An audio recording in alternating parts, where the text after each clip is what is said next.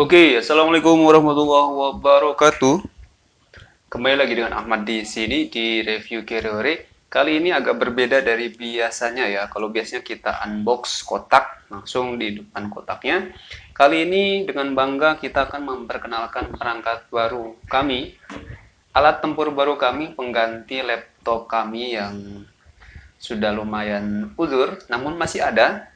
Kita gunakan perangkat ini untuk lebih mendukung proses editing dan processing dari video-video maupun foto-foto yang kita hasilkan di channel ini. Kali ini kita akan bongkar isinya seperti apa. Perangkat ini kita beli murah sekali, hanya sekitar 2 jutaan saja. Namun kita sudah dapat satu perangkat komplit ya, kecuali speaker ini ya. Speaker ini teman-teman bisa lihat reviewnya di pojok sebelah sini. Sedangkan untuk perangkat lainnya itu kita dapatkan full 2 jutaan dari monitor, kemudian keyboard, mouse, sampai CPU-nya, dimana CPU ini sudah cukup lah ya untuk processing dan edit. Prosesornya sudah cukup, RAM-nya cukup, ada VGA eksternal, hard disk tidak perlu besar-besar ya, karena kita ada media penyimpanan lain yang eksternal, sehingga processing hanya kita lakukan di dalam hard disk ini saja. Seperti apa isi dari CPU ini? Kita langsung bongkar saja isinya. Mari.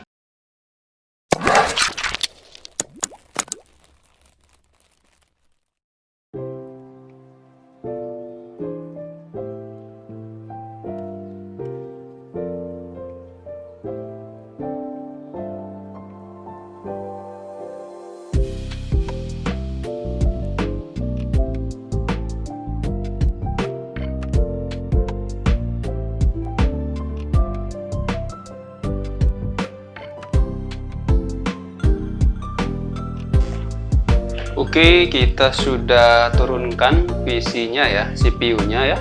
Sekarang kita sudah berhadapan langsung sama CPU-nya.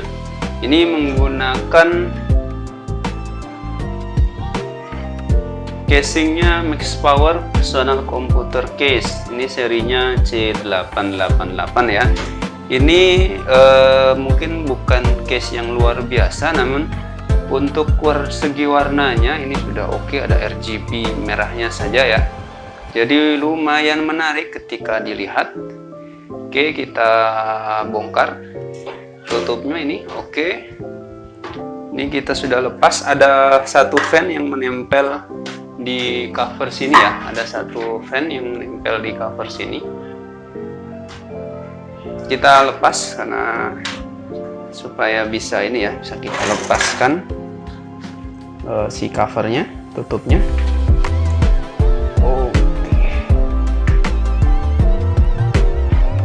Oke, akhirnya ini terlepas teman-teman ya.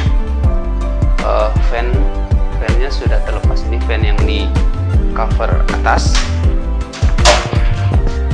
Kemudian kita lihat ini ya teman-teman. Oke, ini heatsink atau fan untuk prosesornya cukup besar, cukup berdebu juga ini.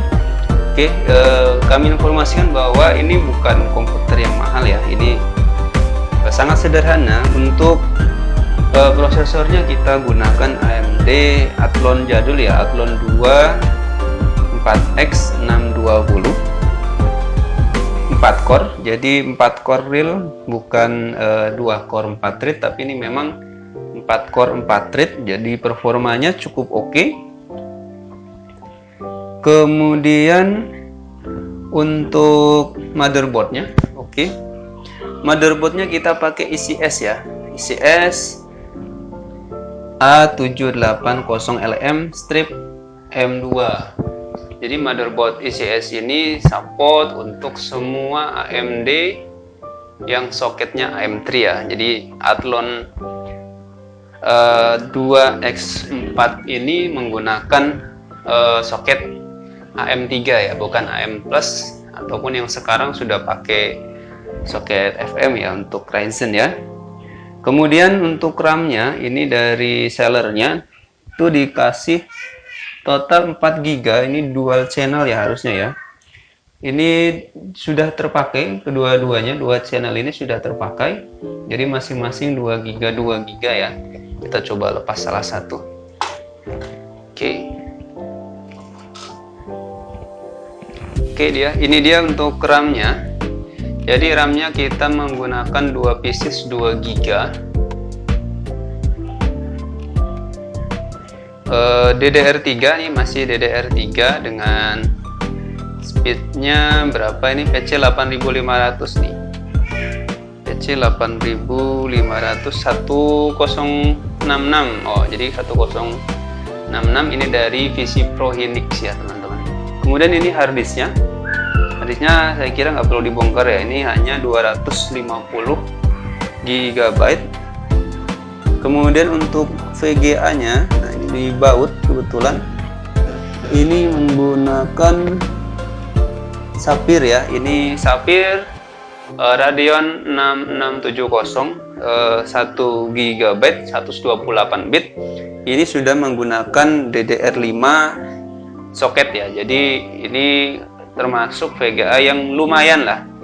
Kalau kita mainkan PS 2019 dia terdeteksi secara spesifikasi dia good ya, sudah cukup atau sudah mumpuni. Yang masih kurang adalah di AMD-nya ini, di prosesornya kalau kita mainkan PS 2019. Nanti teman-teman akan kita tunjukkan bagaimana tampilan spesifikasinya ketika di PS 2019. Jadi ini juga bisa buat gambaran teman-teman. Selain untuk proses editing video, ini juga bisa juga untuk gaming ringan ya, bukan gaming berat ya. PS 2019 atau 2020 masih cukup, meskipun mungkin performanya tidak terlalu mulus ya, masih bisa di 30 fps-an gitu. Kemudian ini ada hal yang menarik, teman-teman lihat ya.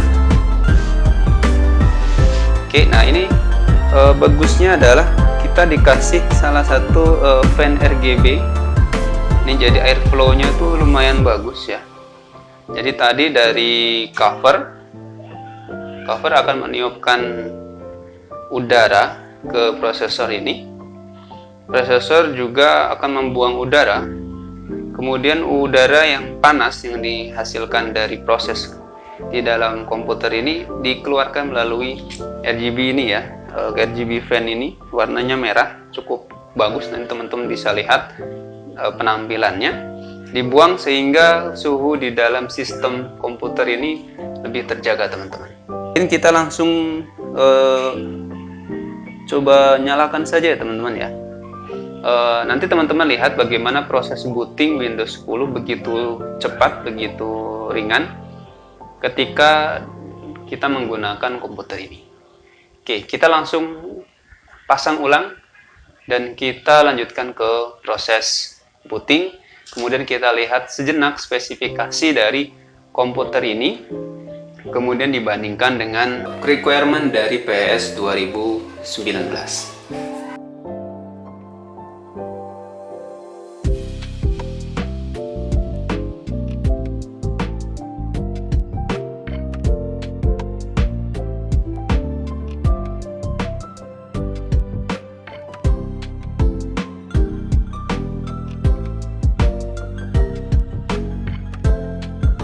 Yuk kita langsung lanjut ke screen recorder ya. Jadi kita pakai Movavi screen recorder. Teman-teman bisa lihat ada beberapa aplikasi yang dijalankan di sini, diantaranya Spotify, Mozilla Firefox, ada control panel, kita close saja. Kemudian kita juga sedang ada downloading sebuah file ya. Oke, teman-teman bisa lihat bagaimana background data, kemudian background application, serta application yang in front yang sedang dijalankan mempengaruhi ke performa dari komputer ini. Kita lihat saja di Test Manager bagaimana performa komputer ini. Oke, untuk kondisi saat ini CPU tergunakan sudah 39%, kemudian memori itu 22,4 GB atau sekitar 60% dari 4 GB. Kemudian disknya ini cukup stabil ya, hanya di sekitar 1-10%. Tadi paling tinggi di peaknya di 7%. Oke, lanjut ke spesifikasi. Kita tidak bahas lagi spesifikasinya seperti apa di DXDIAC maupun di My Computer. Kita lihat spesifikasinya kalau kita benchmark dengan requirement dari Pro Evolution Soccer 2019. Seperti apa? Apakah masuk atau tidak spesifikasinya? Kita double klik saja setting ini. Oke, ini setting dari Pro Evolution Soccer 2019. Kita lihat apakah masih dianggap mumpuni atau tidak komputer kita ini. Kita klik specification. Oke, jadi kalau kita benchmark ke Pro Evolution Soccer 2019, CPU kita dianggap sebagai bad, terlalu buruk. Untuk RAM unsupported, ini mungkin tidak terbaca ya, karena di sini minimumnya adalah 4 GB RAM.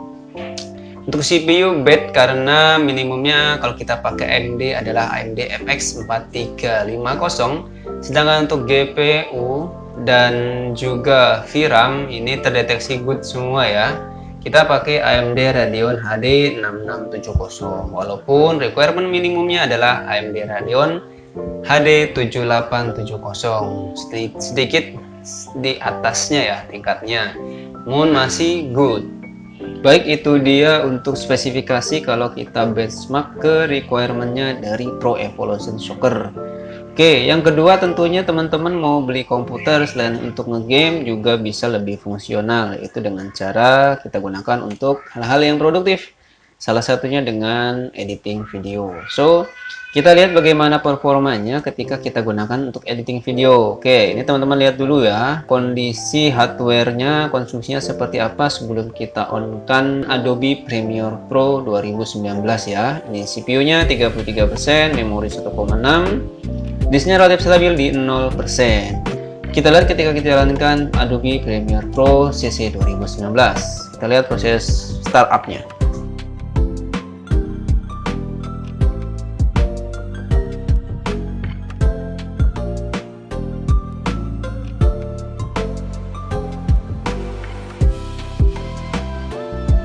Oke, ini lumayan berat ya karena kita plus jalankan Movavi juga nih sebagai recordernya, jadi bebannya lebih berlebih ke si komputer kita ya. Kita lihat dulu processingnya. Kita lihat CPU naik ya dari 33 ke 93 di peaknya, 95 peaknya. Kemudian disk mendadak meninggi menjadi 100% peaknya. Memori masih cukup stabil, hanya menambah 200 MB atau sekitar 0,2 GB. Ini pada saat proses startup dari Adobe Premiere Pro CC 2019. Kita lihat ketika kita buka project seperti apa konsumsi hardware-nya ya. Kita masih proses starting up.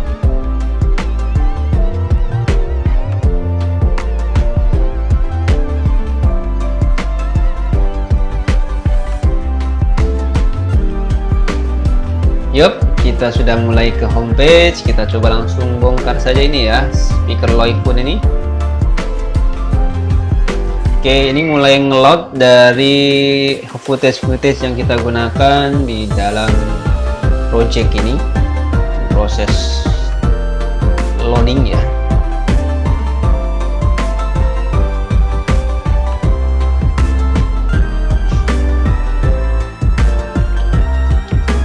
Oke, ini projectnya sudah terbuka, kemudian ini masih proses media pending. Oke, ini sudah terbuka projectnya. Kondisi project standby ya teman-teman ya, tidak ada processing ataupun cut, paste, select, or adding or anything. Kita coba lihat performa hardware-nya ya. CPU ini sudah cukup relatif turun ya, di 70, jadi tadi peaknya di 75. Ini sudah relatif turun karena idle, hanya buka ininya ya. Namun memori ini langsung naik ya, dari 1,8 tadi naik menjadi 2,4, peaknya di 2,5. Disk masih cukup kencang. Oke, itu dia sedikit review kita, sharing dan review kita untuk alat tempur baru Kerehore. Semoga bisa menjadi pertimbangan buat teman-teman yang mau mulai untuk belajar proses editing sekaligus bisa bermain game dengan budget yang carry hore.